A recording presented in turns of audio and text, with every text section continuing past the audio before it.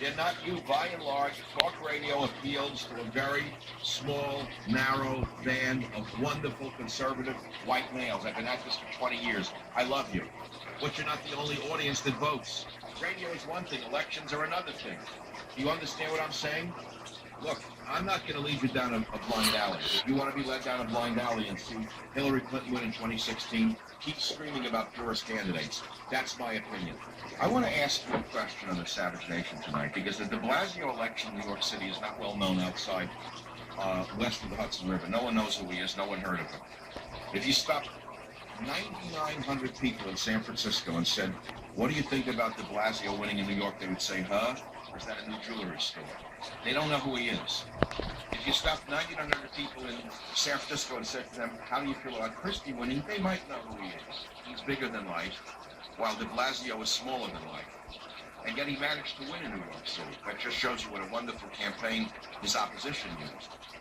I want to combine the question of Christie and de Blasio for a reason. Christie is a middle-of-the-road conservative Republican in some regards. I know that many of you think he's a sellout, he's a rhino, he's no good, and I disagree with him on 50% or more of his policies.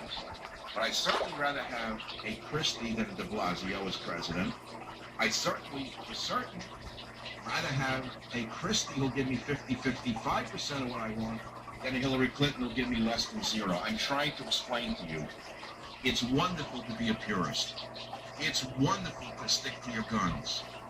But you know, talk radio is not the election itself. Many of you get confused. And I'm afraid many people in talk radio confuse themselves with actual politicians. They scream, they yell, they get apoplexy, they spoil their clothing.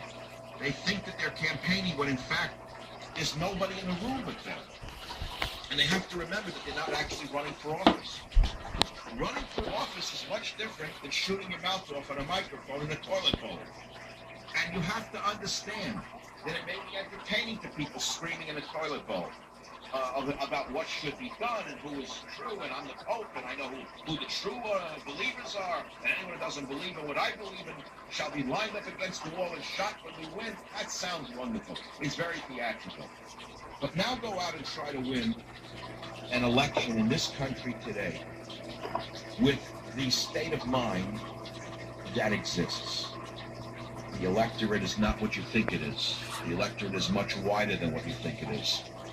I've written purist books. I don't have to name them for you. I don't intend to name them for you. Many of you know what they are. I'm not here to sell you a book. And in a book, you